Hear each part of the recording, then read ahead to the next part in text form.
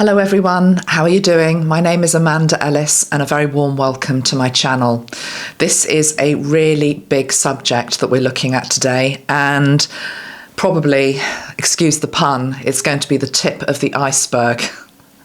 The new discoveries underneath the pyramids in Egypt, particularly the Khafre pyramid, is being described a bit like an iceberg, that what we can see above the surface, i.e. the pyramid itself, conceals a much larger structure underneath that we've never known about before. So I'm going to talk about this, the symbolism of it, the downloads that I have been receiving from Spirit, and by Spirit I'm particularly linking into Archangel Metatron. I'm also going to weave in a bit of Drunvalo Melchizedek. I'm also going to weave in some information I've received from oracle cards and tarot cards, as well as my own inner knowing, channeling Metatron and also the crystal skull to also give us information. And I've actually been sitting on this for a week.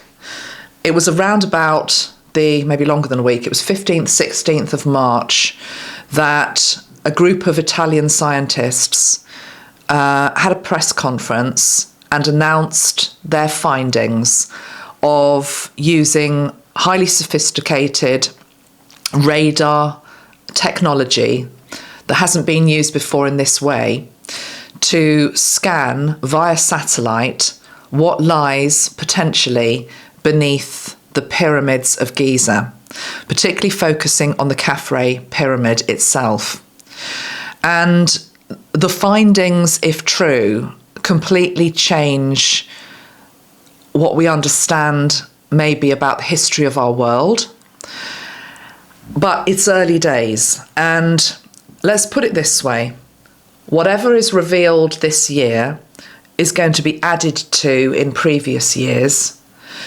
The enigma of what lies beneath will be something that will carry on through generations to come. So it's a subject where we absolutely need to keep a very open mind and not get, excuse the pun, too tunnel visioned with regards to the fact it's just one thing. I have not watched any of the other videos of my ilk, as it were. I've watched some scientific videos. I haven't watched any channeling videos on this, but I do know that other people are saying, for example, it shows the hidden libraries of wisdom that have been predicted in the Emerald Tablets, for example. And I'm not saying that that is necessarily wrong, but it is just one reflection of what it could be.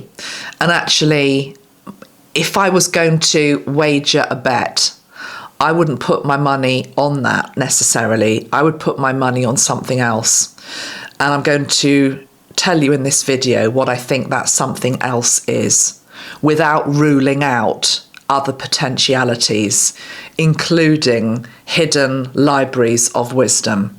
But I will say at the outset, with regards to any libraries of wisdom, a culture and a species are only able to tap into an enlightened source of information if they are ready for it. The analogy I'm given by Metatron is a bit like being given a rocket ship and given an instruction manual with regards to how it works. But unless you are actually at the level of being able to understand how to do it, what it can do and where it can take you, it's not going to actually move us on very much. That's not to say it's not exciting with regards to being a portal that holds wisdom, whether you want to view it as a classical library or an etheric library. It is opening up our species to question, to ask why, to search deeper within themselves, etc. But anyway, I'll come back to the library, if I may, later on in this video, because I'd like to go in a sort of chronological order in terms of what I've been getting. But let's start off with a very brief summary of what these Italian scientists were saying a couple of weeks ago. I will say, by the way, that one of the scientists, I think it's the one who's got a chemistry background, Filippo Biondi, he looks like that.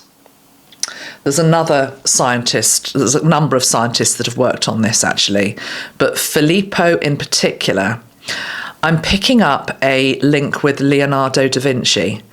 There's also Armando May, Nicole Cicolo, and Corrado Malanga. Now, I might be wrong, maybe it isn't Filippo, but one of them definitely is channeling Leonardo da Vinci, as bonkers as that sounds, or has a fractal of Leonardo's energy within him. I'm sort of balking at saying it is Leonardo da Vinci reincarnated. I'm just putting it on the table that I'm picking up Leonardo da Vinci's energy.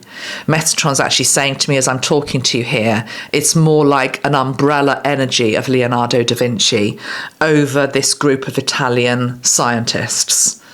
But I'm definitely getting pulled to the ones that particularly have a link to chemistry for some reason.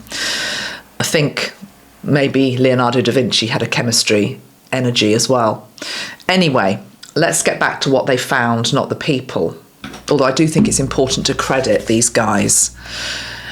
So the pyramid at Khafre, my understanding is within it, there is a king's chamber and a queen's chamber that we know about.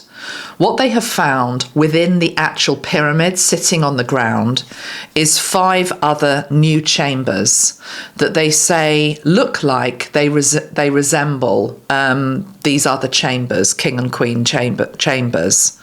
So you might have seen this illustration online, and what this is basically showing you is these 5 new structures that they think exist within the pyramids. But underneath these 5 structures are these 8 cylindrical structures, is how the scientists talk. 8 cylindrical structures which appear to be wells and have spiraling pathways which descend to about 648 meters. They then merge into 2 other structures that look a bit like that, yeah? And I believe there is then more depth, and the overall depth is around about 2 kilometres. Don't quote me on this. I heard somebody talk about the fact that that is, for example, 20 times the length of the Statue of Liberty. So if you're going to put the Statue of Liberty on top of another Statue of Liberty 20 times, it gives you an idea of the overall length of the complete structure beneath the pyramid, taking into account these cylindrical shapes with the pathways and the 2 large structures which look more like blocks. The other thing I've read, which I think is extremely important, is that obviously, when I was first trying to get my head around this and thinking about, just trying to imagine that amount of depth going down into the earth, what you're also doing, of course, is going through the water table. So these structures are not just going through earth and sand and rock, they're going into water also. So that leads many people to say these cannot possibly have been created by a human being. Certainly not human beings of the time of the ancient Egyptians, who might have been sophisticated in many of their technologies that we know of, but with a chisel and a hammer, it's not going to cut it, excuse the pun. So there's all sorts of theories with regards to, well, how on earth was the pyramid made? And, centuries of difference of opinion is out there with regards to that. But now we've got this other conundrum, which is, but how has that been made beneath the pyramids? It's really, truly mind-boggling. So yes, there are a number of different theories out there. Is it aliens or somehow galactic help that's come in to create whatever these structures are, and indeed the pyramids themselves? Is there a species maybe living underground within the earth? There are biblical passages that back up that that could very well be true, for example. Is it, as I said at the start, some sort of library that was predicted in the Emerald Tablets? Is it, and what I'm veering more towards, some type of time machine and energy grid? And I'd like to expand on that, as well as a monument to oneness, whatever it was they believed in. But we've also got a time frame discrepancy, because the age of the pyramids, it's believed that the oldest pyramid was born, interesting, I said born, okay, well anyway, the first pyramid was born 4,700 years ago. This is what I've read. It might be off by a couple of hundred years, but that sort of time frame. The last pyramid in Egypt was built around 3,500 years ago.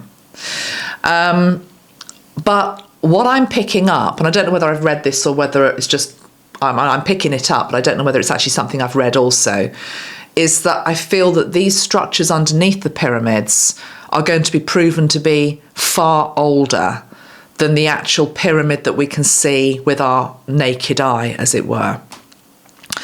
Now, one of the cards, I've got lots of cards here, but over the last week or so, I've just been trying to figure this out myself.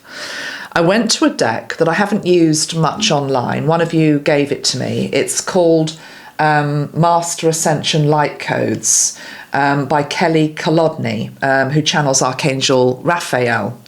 And it is a deck that links into portals. And I was feeling there must be a portal here with regards to whatever this is underneath. And I pulled a card, which number one blew me away just with regards to what it looks like. So can you see that? Before we even look at what this represents, you'll see that we've got these structures underneath something. Looks very much like these these pillars that are underneath the pyramid that's been scanned. Now this card says ancient portal opening, heal the past. But the bit that I found particularly interesting is when you look at the book, it references the most ancient site on Mother Earth, which is in Turkey. And excuse my pronunciation all the way through this video. I can't pronounce a lot of these words. The Gobekli Tepe in Turkey. It's a site which is 12,000 years old. And straight away, I heard Metatron say that what lies beneath the pyramid at Khafre is somehow linked to this 12,000-year-old structure in Turkey. Okay. Now, I believe what exists in Turkey is the remnants of a circle with pillars. And at this point, maybe we should just have a look at what that actually looks like. It's a UNESCO World Heritage Site. 12,000 years ago. The world's oldest temple is how it's being described here, a megalithic temple. And it looks like this. Looks like that. You can look this all up yourself, of course, as well. But you'll see the same pillars. So, number one, I'm intuitively feeling that we've got a mismatch in terms of time frames. What lies beneath is older than probably what lies above. The pyramids are newer. What's underneath the ground is older and links to older sites. I then was drawn to another book that I've got, which is by Drunvalo Melchizedek, and it's called The Ancient Secret of the Flower of Life. I just opened it at this page, yeah? And I'm just going to have to read this to you, all right? Because I can't possibly summarise this stuff. Right, you ready? You got your cup of tea? Right. So where do I begin, Metatron? So it's talking about the location of sacred sites around the world being no accident.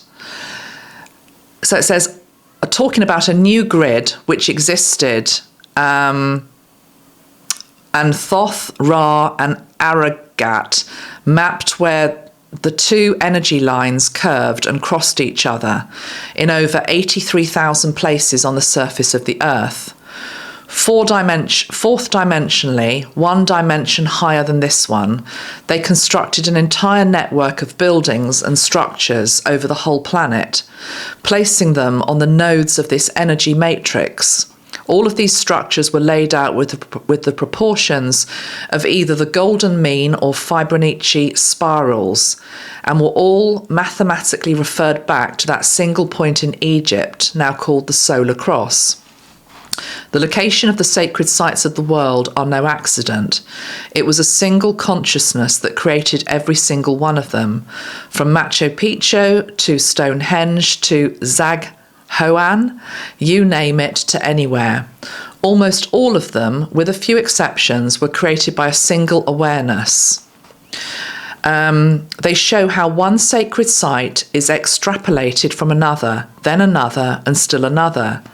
These sites go beyond time in that they were all built at different times, and they go beyond any particular culture or geographical location.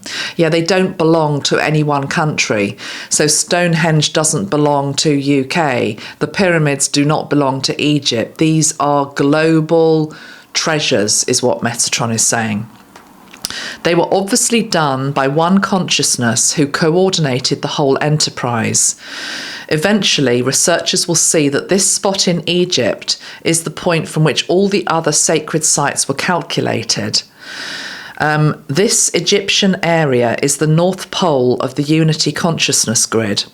On the other side of the planet, out in the South Pacific, in the Tahitian Islands, is a little island called Moorea, where the South Pole of the grid is located.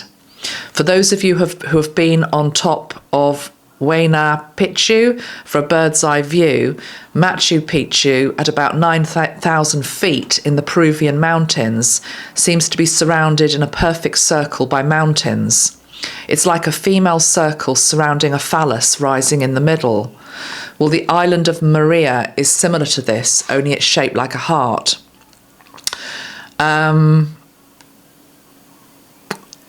It says the Moorean pole is negative or female, and the Egyptian pole is positive or male. All the sacred sites are connected to the Egyptian pole, and they're all interlinked through the central axis leading to Moorea. It's a torus, of course. So it goes on. There's pages of this stuff. I'm trying to distill it down into a nutshell, but I feel as though we can't do that with this. We've just got to crack on and try and get our heads around something that is really difficult.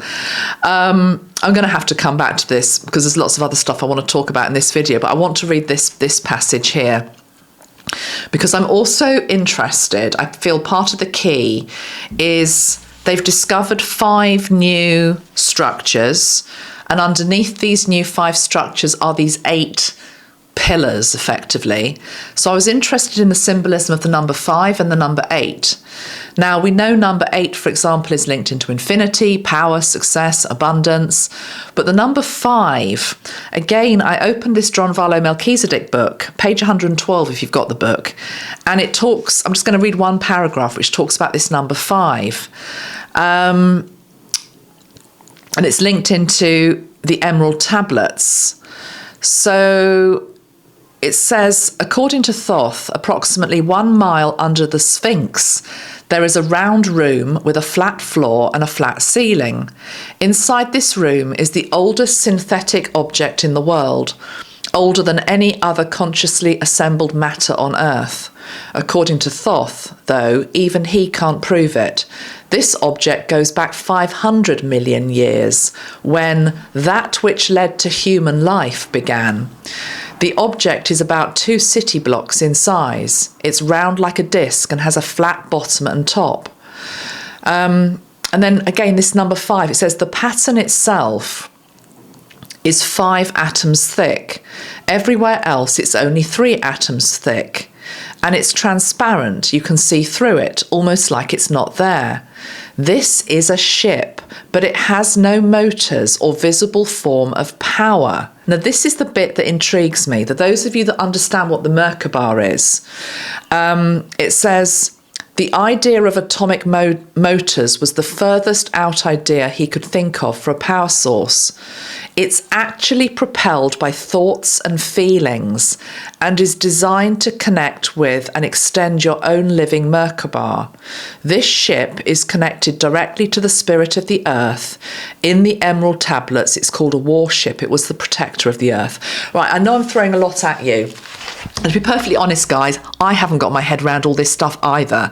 I just know there's nuggets of gold in this, because what it's saying to me is what I was picking up at a far more simplistic level, which was when I looked at the structure underneath the Khafre pyramid.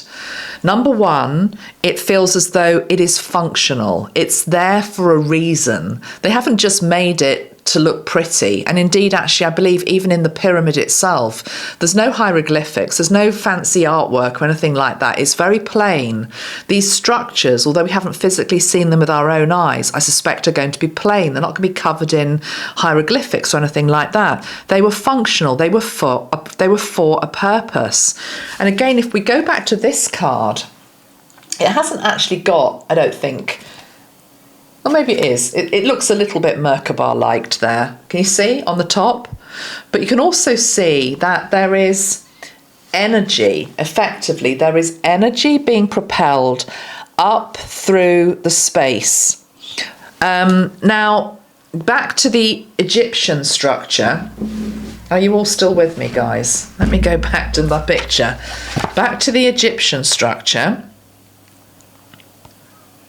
What they believe is that these are hollow. They're hollow, but they've got like what they're calling curved pathways around them. Now, because we haven't actually seen these with our physical eyes yet, are those curved things somehow coils whereby energy can be conducted upward and downward? Or are they pathways? I think they're coils. I think they are conductors. And I'm being shown copper in my mind's eye. Okay, so I'm being shown copper.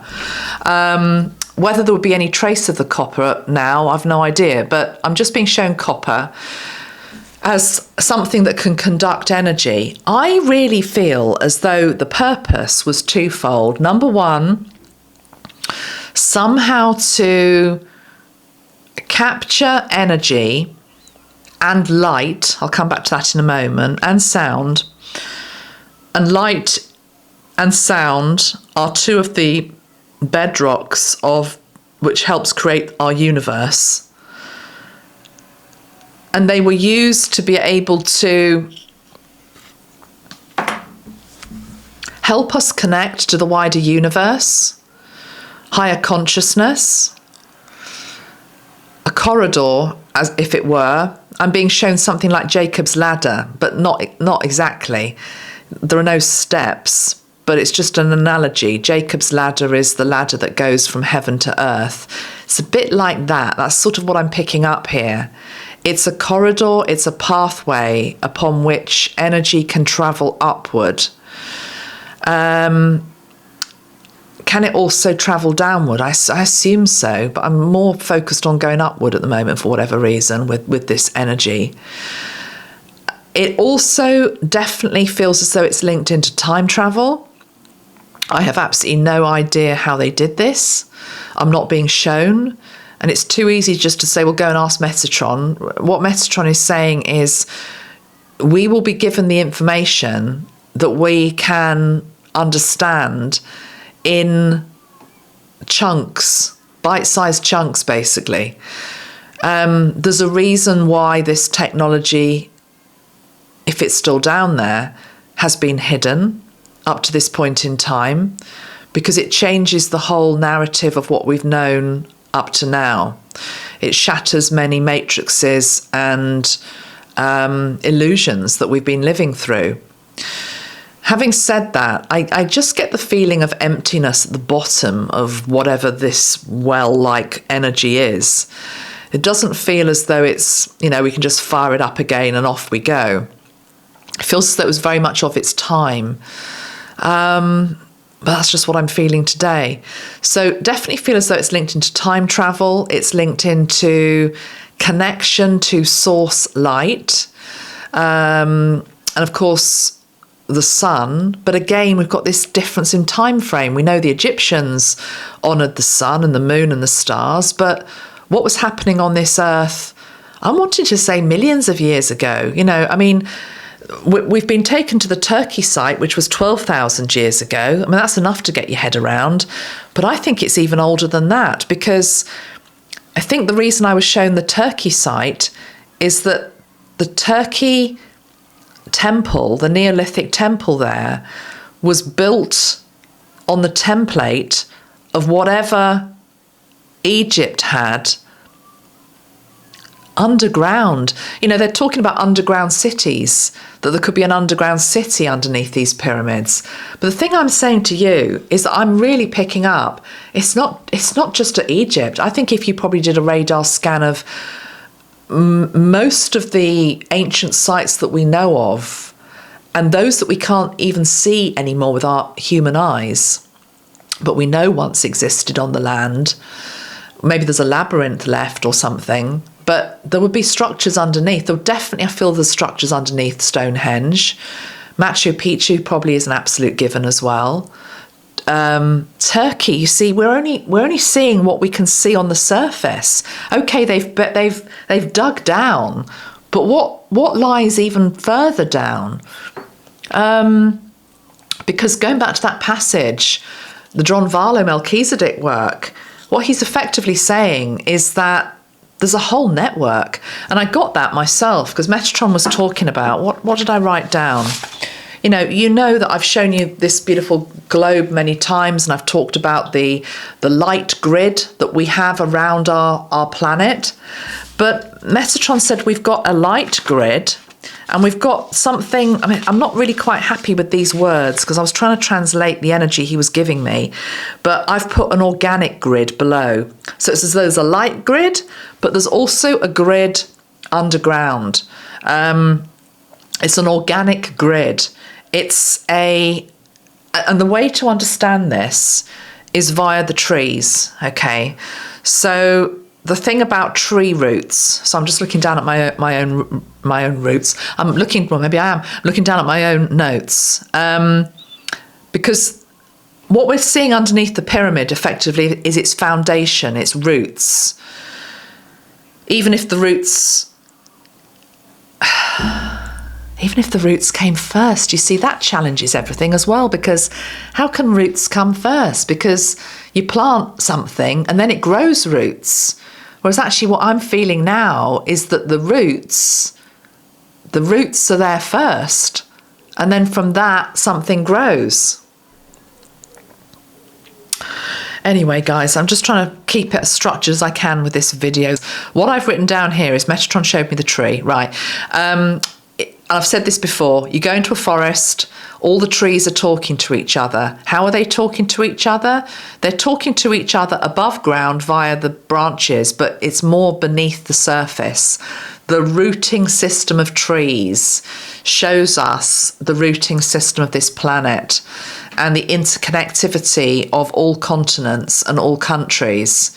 And I'm being shown, it's really interesting, I'm being shown like the placenta of the earth.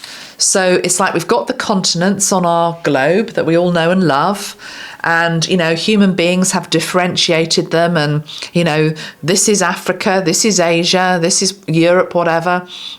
This is North America, but beneath all of these continents, underground, there is a pulsating placenta that feeds them all,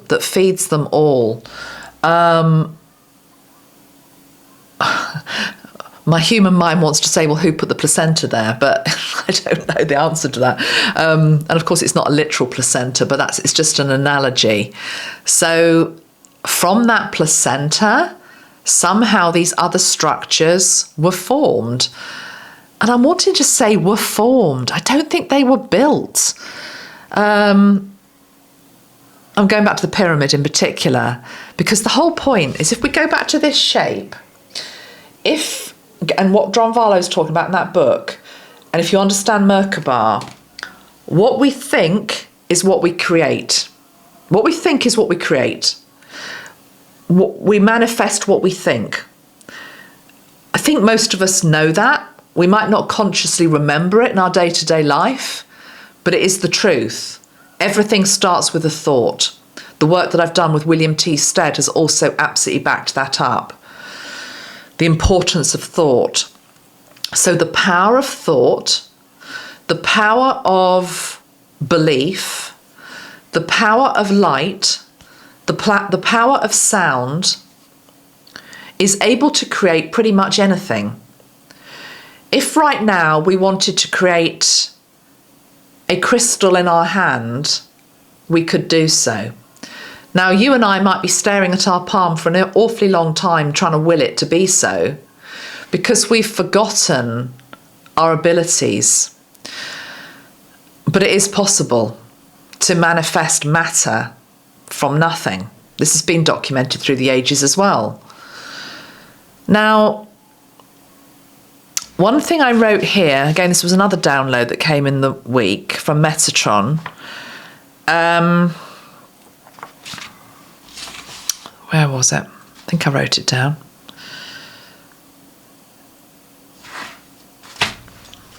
Let me just go back into it. Something along the lines of, oh yeah, thank you, okay. So I'm going to challenge this assumption that's out there that it has to have been the Galactics that came and did this. Well, that begs the question to me, well, where did they go then? I mean, if you followed me for long enough, you'll know that I believe that we are all galactic. We all come from the stars, basically. And again, science backs this up. Brian Cox talks about the fact we are all actually stardust.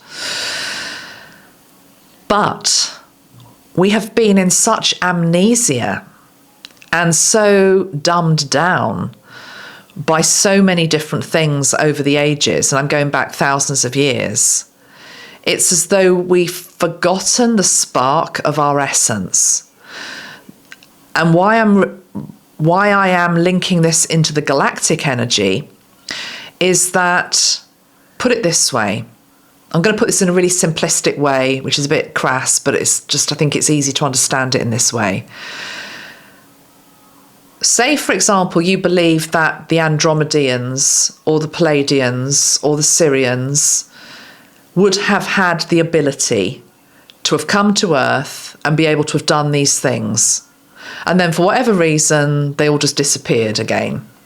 Well, number one, of course, they didn't, because we're still here. But the truth is that you and I are a little bit Andromedean, a little bit Syrian, a little bit Pleiadian, etc. I've said this over the years to you, haven't I? I know I've got a strong Syrian energy. But in a very enlightened version of who we all are, we don't just remember that we're a little bit Syrian and, oh yeah, I can see some characteristics of what I believe is Syrian or Pleiadian. We have the ability that race has.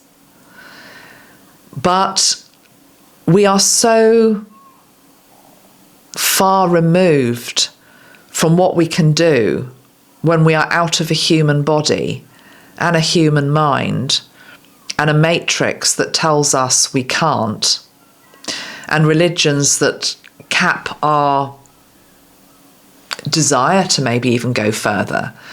You know, the human being is actually quite a simple being. Once we feel safe and we're fed and watered and our needs are catered for, the vast majority of people out there are happy just to plod along and live their life and hopefully get some enjoyment out of it and satisfaction. But the great big questions of our day elude a lot of people. They might think about it on their deathbed, but most of the time they plod on. They just plod on. Whereas if you really linked into, wow, I'm actually a Palladian starseed, or I'm a Syrian commander. I am actually. I have been on previous galaxies. And if I claim that, of course I can manifest anything I wish to. Metatron's giving me the analogy of gravity here.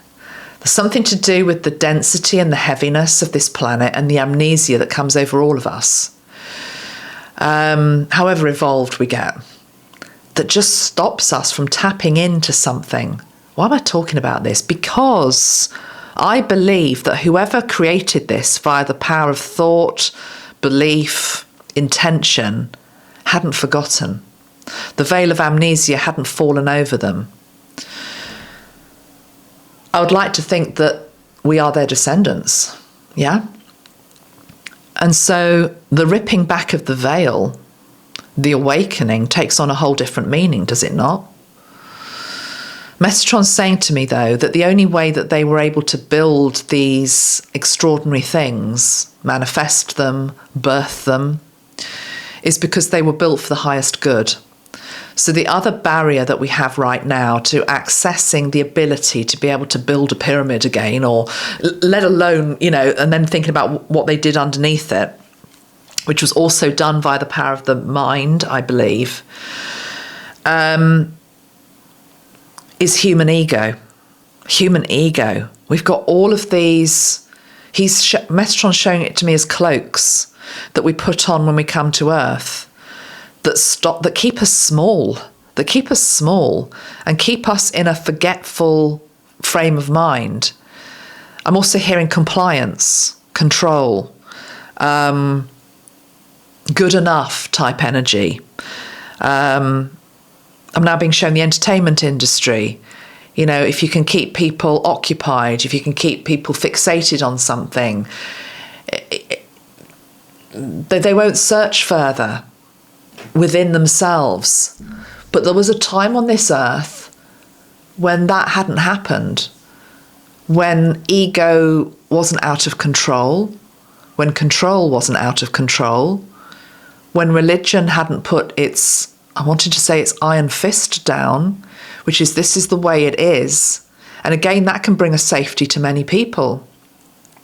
If I follow this, I am guaranteed eternal life.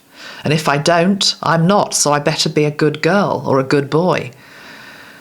Before any of that, there was a time upon this planet, and it's way beyond 5,000 years ago, where I'm wanting to just say life, consciousness was such that it had the ability to, I'm actually being told, reproduce as well.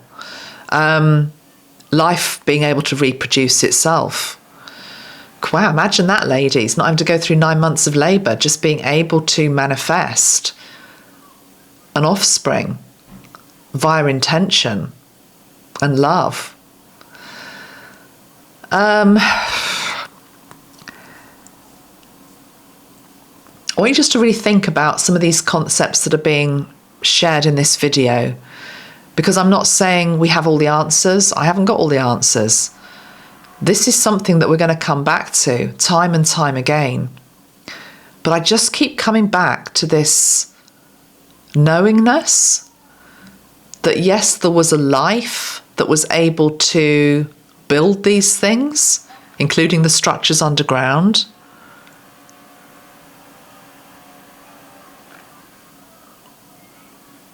But it wasn't via the history that we've been told in books and libraries up to now.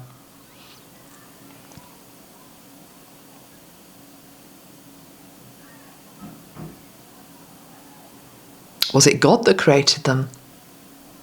Was it God? Oneness, consciousness that created them? He created all things, did he not? It's what the Bible says. He created light, he created day. You see, these structures that we're talking about have existed before man really has memory. So how have they been able to stay in existence? Maybe they were meant to. I don't know. Interested in your thoughts. Another thing, just getting down to a more practical level, I've written down here, is the timing of all of this. So we are at a time right now where we are trying to go further and higher than we ever have before. And I'm talking about space travel, to Mars and beyond, okay? That's where we are right now as a species, to want to go further than we ever have. The rule of as above, so below dictates that if you go higher, you have to go lower. So if we are on the brink of discovering more that is out there that is higher and above us, we are going to naturally discover more that is below us. So there is a timing aspect to all of this as well. And there will be a mirror reflection of more discovery below Earth and more discovery above Earth. Okay. One of the theories out there is, linked into giants living below the earth. And I must admit, when I first sat with this discovery, my first thing I've written down here is that they weren't, maybe it's an obvious thing to say, but I still wrote it. They weren't built by digging down. They were built from building up. And I'm talking about the structure. So if you think about that, then something is down there building up. We're not excavating down. So what is down there? There are many train of thoughts with regards to there are beings that live within the earth, in the earth's core. Are we going to discover that? I wouldn't be surprised, to be honest, if when we get to the point of discovering life on other planets above, we will discover life below as well. It's just the basic principle of as above, so below. But yeah, I sort of went away from the whole giant theory. It just wasn't particularly resonating, but we might come back to it. As I say, also there's intermingling of a lot of these theories as well, because the giants may very well have been galactic beings, etc. But I'm just going to tell you what I've got so far. What else have I got? I pulled some cards. I'm going to tell you what the cards said. This other thing about light. Actually, that goes with the cards. Okay, so I asked a couple of questions of my own decks. Let's start with the Christ Consciousness deck. I wasn't sure if it would answer the question because my decks are self-mastery oracle decks. They are intended to help you master your life. What are the things you're stuck on, etc. But increasingly, I am using them to read on, collective issues or problems, and they're usually spot on. And I was a bit blown away with the cards that came out. So I just said to the Christ Consciousness deck, I'm asking about what lies beneath the pyramids, at Khafre in particular, these new structures that have been formed. Remember the pillars? This was the card that came out. You see that? So this is the card of resurrection. Resurrection and new beginnings.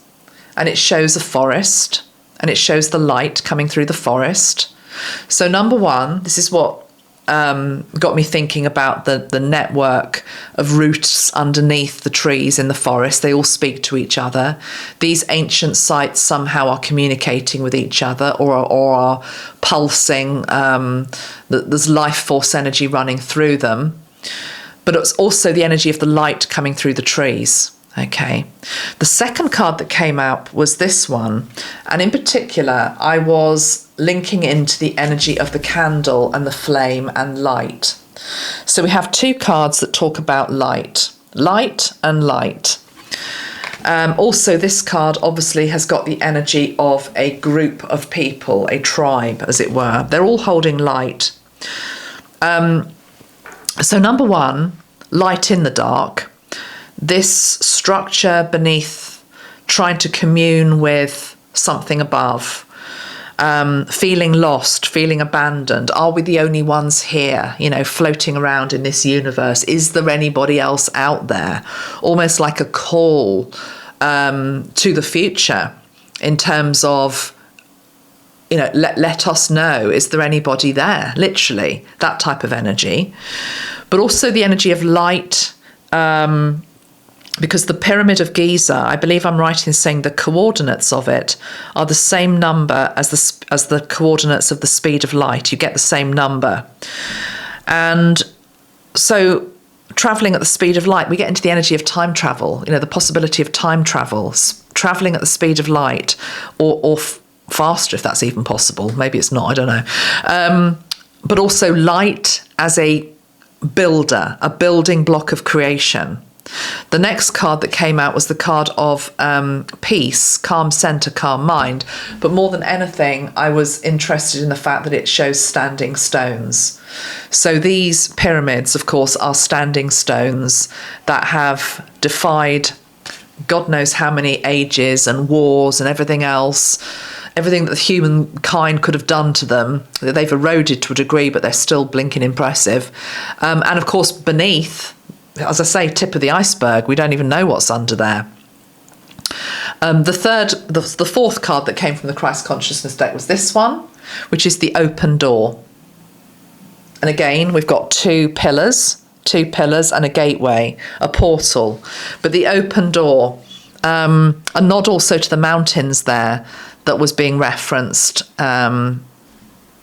with regards to the Egyptian site, and also, well, it was the Drunvalo book, I can't remember, you'll have to look back, the Tahitian island, yeah? Okay, so I want to pull one more card from the Christ Consciousness deck, because there's one other card that hasn't come out that I was sort of expecting to see. So I'm going to pull it live on camera. So coming back into this today, what is there to say, please, with regard, what is the missing bit maybe that we're not seeing, or what are we allowed to know right now? I feel there's a fifth energy. Right, it wasn't the card I was expecting, but it does make perfect sense. I was wondering where the Ankh card was. Is it on the bottom of the deck? No. We've got water, though. I'll take that one. Okay, so the Ankh hasn't yet come up, which I was sort of expecting to see. What's come through is the card of enlightenment. Look at that, enlightenment. So somehow this structure, somehow that is a means that helps them to become more enlightened, which could take us back to the library. I'm going to pull one more card.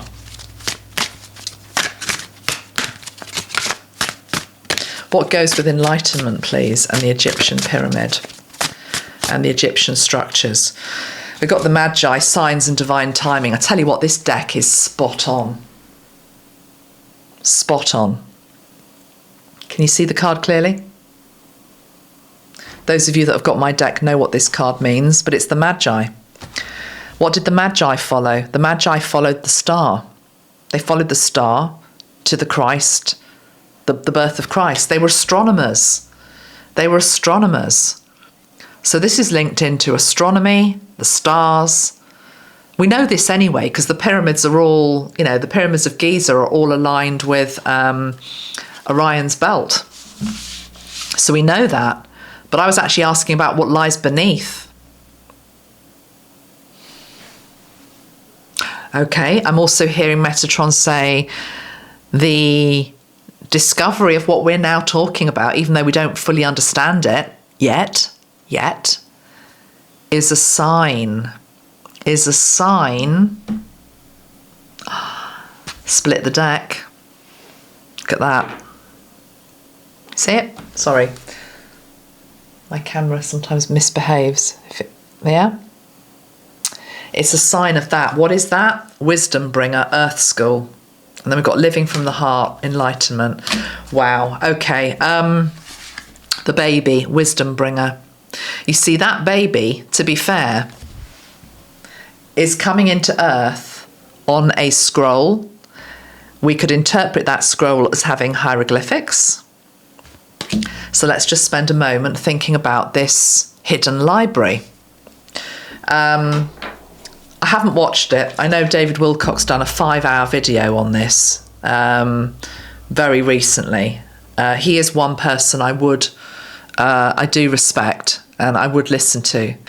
But I wanted to come clean to this without looking at other people's stuff. If we go to the Metatron deck, I want to just say something about all this. This does all link together. The first card I pulled from the Metatron deck, and then I'll pull a few more with you, was this one. Can you see what that says? It says the cosmos mirrors you. And I'm so glad I've sat with this card for a few days before coming on to talk to you all about this. Because what I feel this is now saying is that whatever you're seeing is a reflection of where you are at this moment in time. So if you see this as confirmation of what's in the Emerald Tablets and it's the Hall of Records, or if you see it as linking into any of the other theories that are out there, it's showing where you are at. And it's not wrong, and it's not necessarily the complete answer. Because the other thing about this is, put it this way, if these structures underneath the pyramid are as old as I think they are, they might have had different purposes in different civilizations. When did they effectively get covered by the pyramid? And yes, I did just say that, because the assumption is the pyramid came first, but it didn't. I don't think it did. The pyramid came afterwards. The pyramid almost feels like a postage stamp on top of this thing that's underneath the ground. I also wonder if there was something there before the pyramid. There was another structure. But anyway, let me just keep my focus. So the cosmos mirrors you is basically saying you're going to see what you're meant to see. And everyone is going to have people are going to have different perspectives about it. The worst thing you can do is become very fundamental and narrow-minded about it and just see it through one lens. There are many different lenses to see this through. And that's the way it's meant to be. The next card that came out was the Ancestors card, which shows that whatever it was that built this, whatever built it, whatever consciousness, I wanted to say what consciousness built this, they are your ancestors. We have their knowledge within us. If we could only somehow get rid of all these cloaks that Metatron was talking about earlier, the ego, the heaviness, I always want to say gravity as well, weirdly, but I think it's just the density of this planet. I don't know how, but somewhere back in the past, this wasn't a heavy planet. We've also got the family card, and we've got the evolution, birthing the new. It's interesting though that my two decks, I've got two cards that depict babies, and we've got both of them. Both of them have come out. So the Metatron deck, the Metatron baby says evolution, birthing the new, and the Christ card says wisdom bringer, earth school. So this is also something linked into fertility.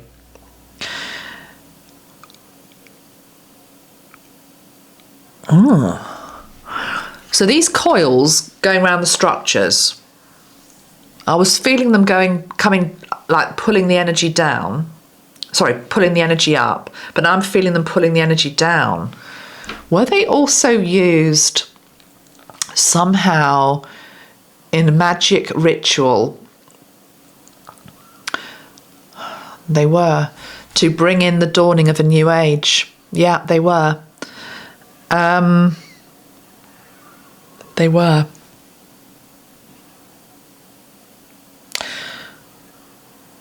Because another aspect I'm feeling here is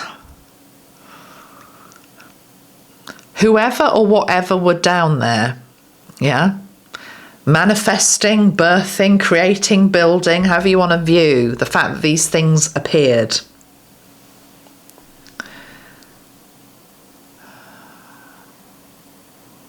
They were very highly evolved, obviously, but there's also a feeling of, if not hiding from something, having to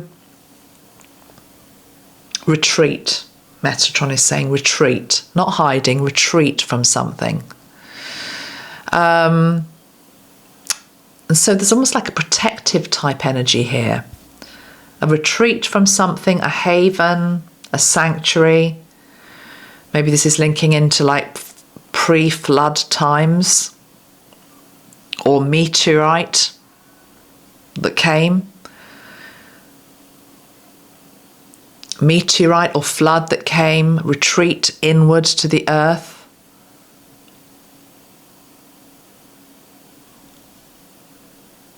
And so these cards are the babies. Put it this way, if God forbid something awful happened in our world right now, and we had to like tunnel below to survive. You know, I actually grew up in a village that had a air raid shelter. We used to play in it actually as kids, and then they got rid of it years ago. But there was one, and I wasn't a war baby though. But you know, my parents' generation obviously had to go down into the air raid shelters and for safety, and that was at a very, you know, mundane level, and it wasn't a sophisticated building or anything like that. But you know, if something were to happen now and we had to go underground, I mean, there are cities underground in our world. You know, Memworth Hill is one in North Yorkshire near Harrogate, where I used to live. There's a great big city underground, you know, where the radars are and the satellites, the American service people live under there. We know this. But there's something about having to be under there because something awful's happened up here. So if that had happened or was to happen, would you not be trying to manifest this in, which is new life in all its forms, a new age, a new age? I feel as though this structure was used to also try to beckon in a new age, to call in a new age. Multi-purpose, definitely time machine linked, definitely about trying to call in a new age. Definitely about connection and honouring of source, God, whatever you want to call it, as well as whatever was worshipped in those days, particularly the sun and the stars and the moon. And we've got all the astronomy information here. I think they're empty, aren't they, these structures? I think they're like columns, they're empty, because I'm also wondering whether they were a way to filter light down into the ground. You know, in houses now where they have the basements or whatever, where you go underground, you have to somehow filter light down through some fancy system. That type of thing also, bringing light underground.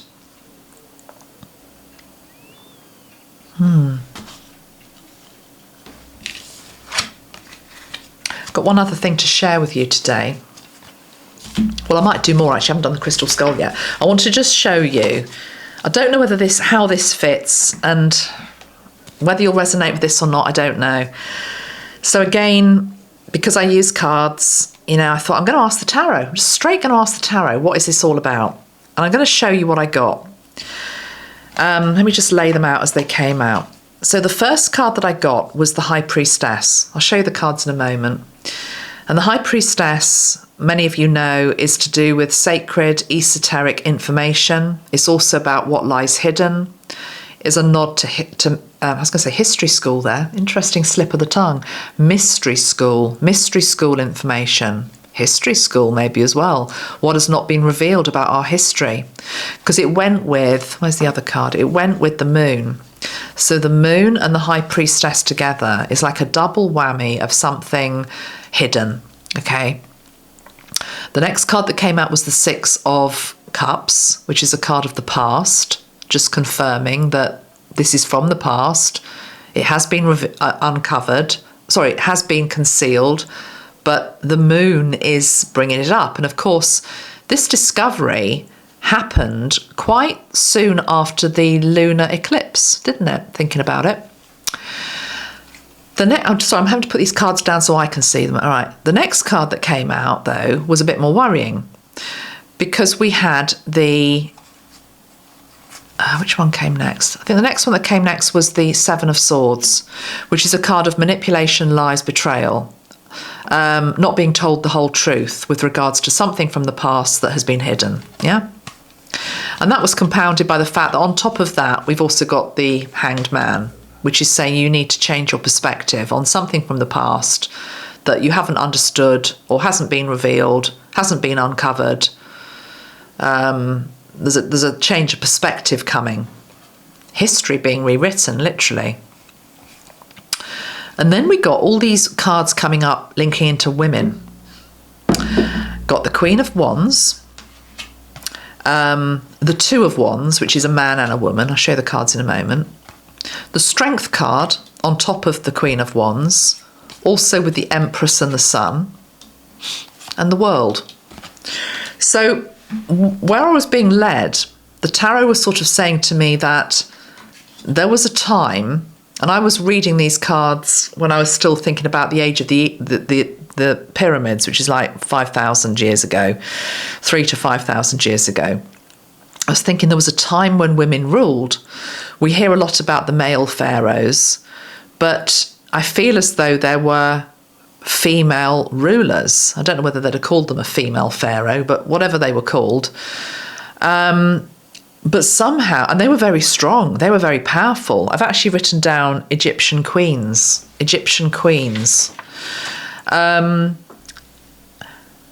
And I researched it a bit because I was so intrigued. And what I found was apparently what would happen is if there had been a very powerful female ruler, number one, they would try and replace her as quickly as possible with a male heir if one then became of age or something like that. Or they would actually remove her from history. Literally, it's almost like whatever she had accomplished or whatever had been done in her name would just be wiped from the history books, and then it would all be about the powerful male pharaohs, because the cards are sort of suggesting that there was once definitely a stronger feminine rule, or the Two of Wands, it's joint rule, it's male and female together.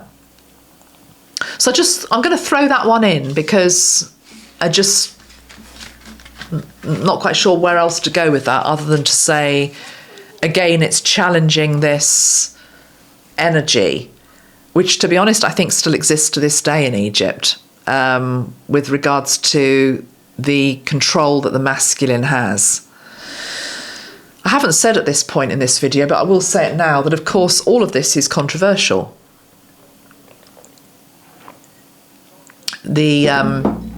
Many Egyptian scientists in particular, and tourist board and government, would not want any of these theories really researched any deeper, because the idea that it was just ancient Egyptians building these with their hands and etc., as we've always been told, it's about that country clinging on to the fact these are ours.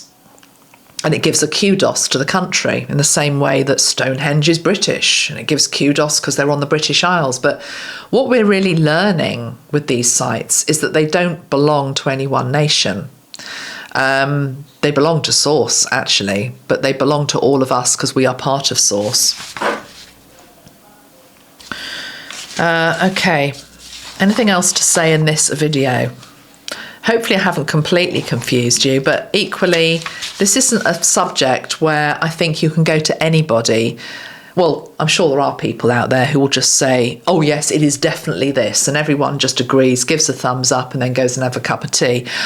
I personally don't believe that's possible with a discovery as big as this.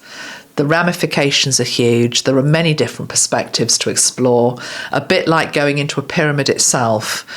Go down as many different corridors as you can. Some will be dead ends, some will take you somewhere. And very much like this pyramid has just revealed, you might feel as though you understand all of it and all the corridors, and then all of a sudden another 5 chambers will pop up. They are meant to expand our consciousness, expand our thinking. There's definitely something here linked into unity consciousness as well. I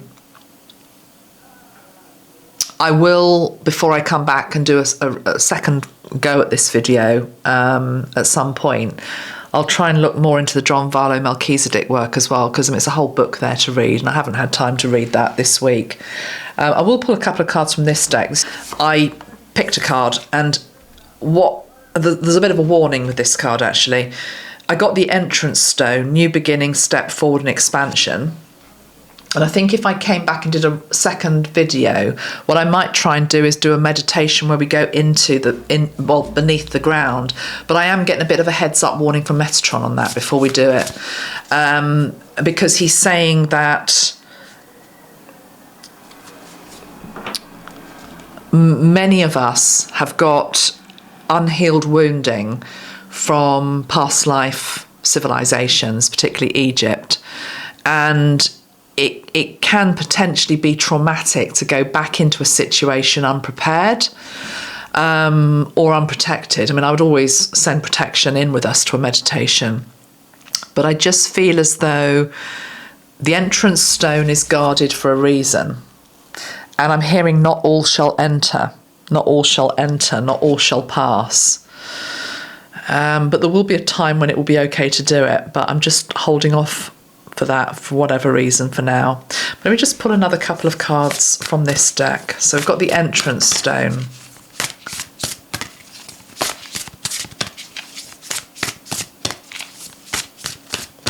There are energies down there, as there are above, that are not all love and light. Let's put it that way.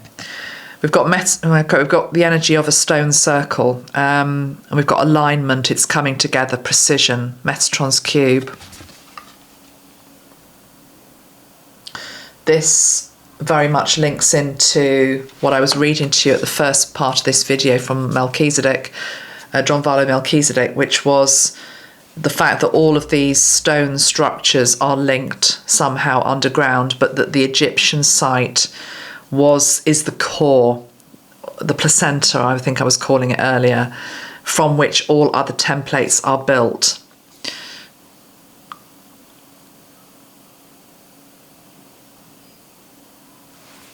Alignment. Funny, I had an alignment today, another chiropractic treatment. There's something in this. There's something about you can't access this information or energy unless you are properly aligned. Look, I'm wearing a key today. You can see she's got a key. She's holding a key.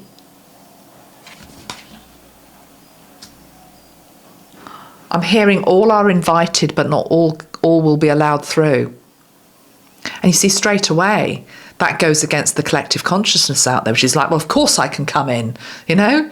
It's my right. It's my right. It doesn't work like that. You've got to be at the right frequency and the right level to access what lies beneath. In the same way, we need to be at the right frequency to access what lies above.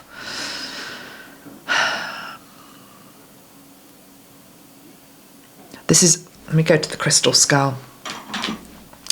This is a strengthening and an aligning process and an expanding process. And it's about whatever you feel about the discovery, whatever your theory is, this is about expansion of the pathways within ourself. It's about somehow it being discovered, or us just knowing it's there, fires up this organic grid beneath the earth. I'm hearing that some of these sacred sites come back online. Wow, they come back online.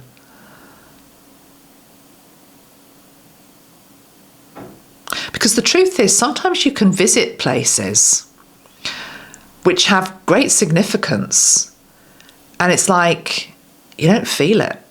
it's like everyone else thinks this is great and everyone else seems to be getting something, but are they? Are they? It's the energy of expectation, anticipation. So I have to feel something. So I suppose I'm creating something in that moment, but is it actually real?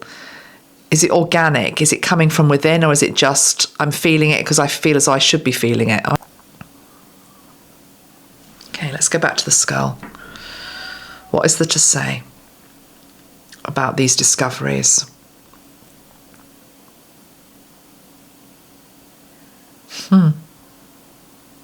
I mean, I guess this must exist, but I'm being shown mapping, you know, like an old-fashioned map. In the old days, we had an old-fashioned map, bit of paper, you got it out, tried to balance it on your steering wheel. Where the hell are we going?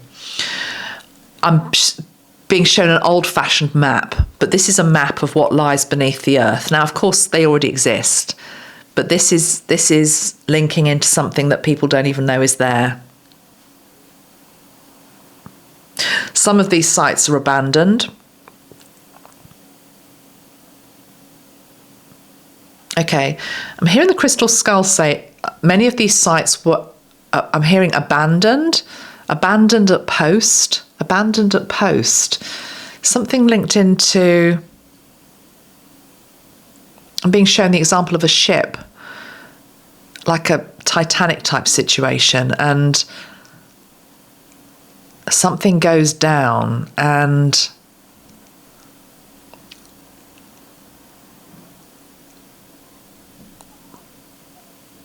I don't know, I just feel like they're abandoned posts for some reason. I don't know why they're abandoned. Are they just relics from a different time? I don't know, but somehow they're firing up again. Why are they firing up again? Why are they firing up again?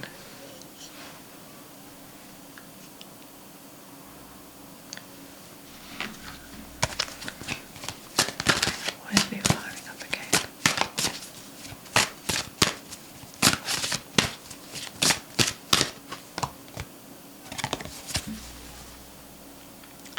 Akashic records. Back to the library.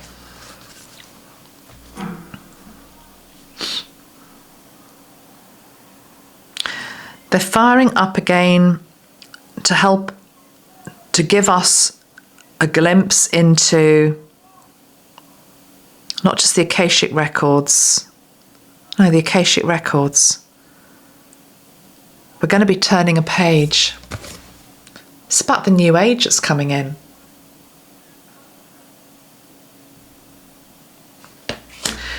The analogy I'm being given is it's a bit like having read a book, got to the end, enjoyed it, and then being given privy to the author's notes with regards to what they were intending the story to be, how they saw it playing out, why they put those particular characters in those particular roles, why it was set in New York or Finland or anywhere else. And then you sort of can look and think, oh, well, I sort of got that, yes, or oh, I didn't see that. Oh, that's not how I interpreted it. It's like a turning of a page, a review, an evaluation before we move on.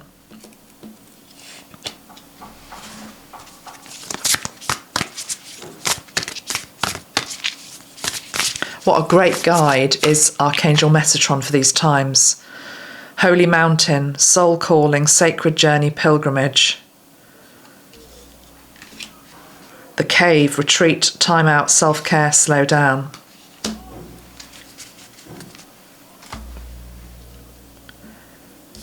Look at that card. Could be a pyramid. There's something here about the pyramids also being an object of awe, something like a temple around which to come and gather and celebrate and honour and pray and manifest and believe and be together. But there's also definitely a nod to a time on our earth where we had to go underground. We had to go underground.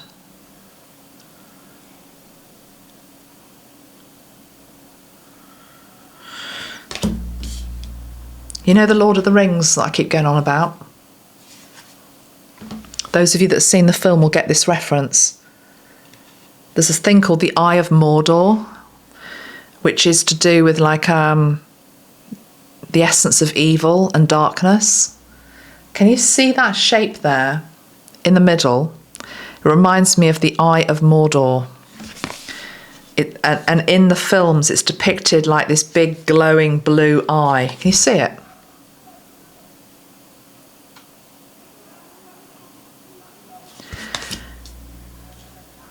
So this person is standing before it.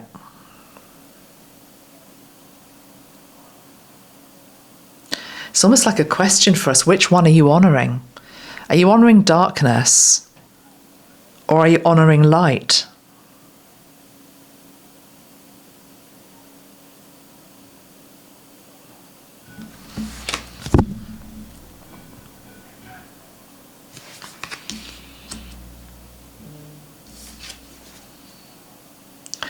Now is a moment in our world to be asking these questions, for humanity to be asking these questions. Choice point times is what I'm getting. Choice point times.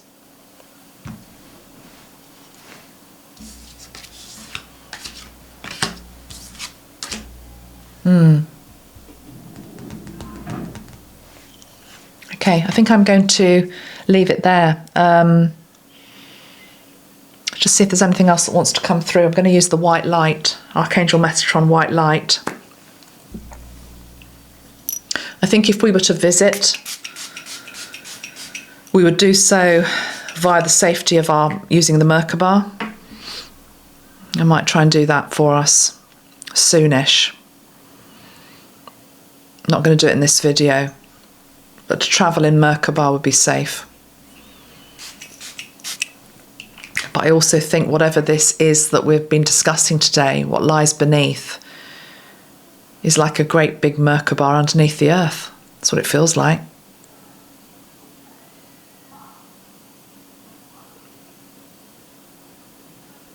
So I think I'd like to end by thanking those scientists for bringing this to our attention, for helping us to expand and bring things to the table to discuss that we haven't before or in greater depth, bring to the masses information and ideas and concepts that are new. I think, like all things, it's going to be easily discredited because the powers that were are not going to want us to discover what lies beneath. But it feels as though we're coming to a point in time where enough of us choose to fight for the light, basically, and have the key to remember who we really are and what we're really all about, what we can do. Fascinating times. So I'm going to leave it there for now. We'll come back to this, and thank you very much for watching. If you've enjoyed it, if it's just raised a few questions in your mind, brilliant. Give me a like, get the video out there, and I appreciate that very much. Thank you very much, everybody. Bye-bye for now. Bye.